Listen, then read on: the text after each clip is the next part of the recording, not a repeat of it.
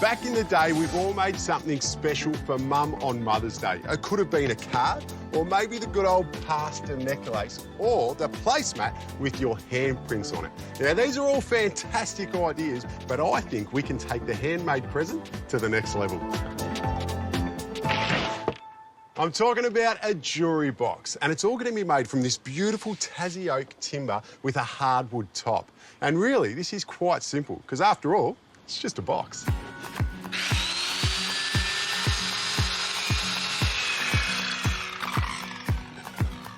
All right, I'm starting with the sides of the box, and I'm just making a rebate down the bottom, which will hold the base. Now, I'm using a circular saw because it's more accessible, but if you've got a router at home, you can use that too.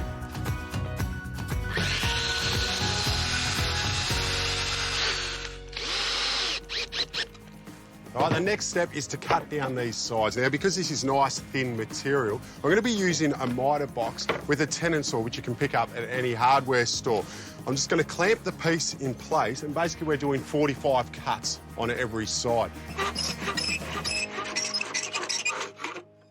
And the important thing to remember when you're cutting your miters is because the rebate is going to be to the inside of our box, that will always be the short point of our 45-degree angle.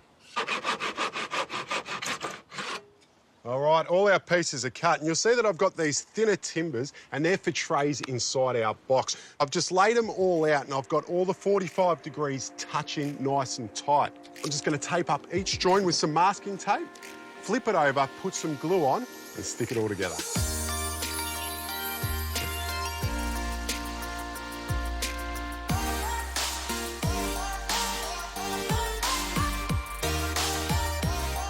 A little tip, while you're waiting for it to dry, clean all the glue off and then put the tray frames inside the main jewellery box.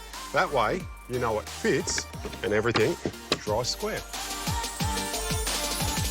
All right, now our frames are dry. I can put some dividers in our tray. That way, Mum can separate all that jewellery that she's got. To hold them in place, I'm just going to pre-drill a hole and then nail it off.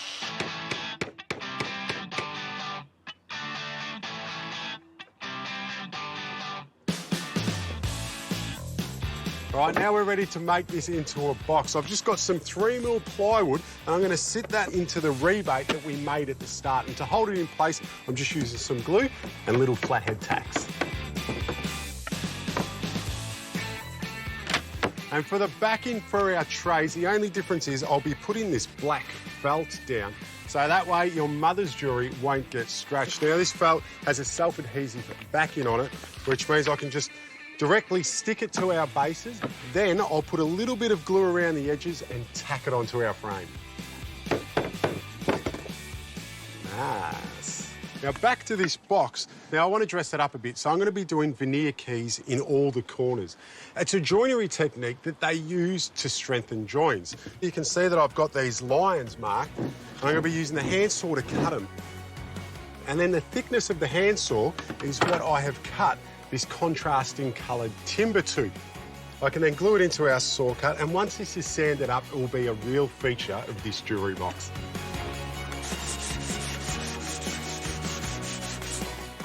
All right, my box is looking smooth. Now for the lid, I'm just using a beautiful piece of Australian red hardwood. You can see that I've just put a Tassie oak handle with the offcuts that I had on top, and it just works like this, in and out. A nice snug fit. To finish this off, I'm using a shellac. It's a French polish. It's a 50-50 mix with methylated spirits. The way it works, the more coat you give it, the better off this is going to look. With the polish dry, the final touch is to apply some wax using steel wool. Now to finish it off, I've got some 100mm mini paint rollers. What do I need them for? Well, every lady needs somewhere to put their rings, and these work out beautifully. They just slide in. We can put our bottom tray in, top one, and I tell you what, if you make something like this for Mum for Mother's Day, I reckon you might just be the favourite.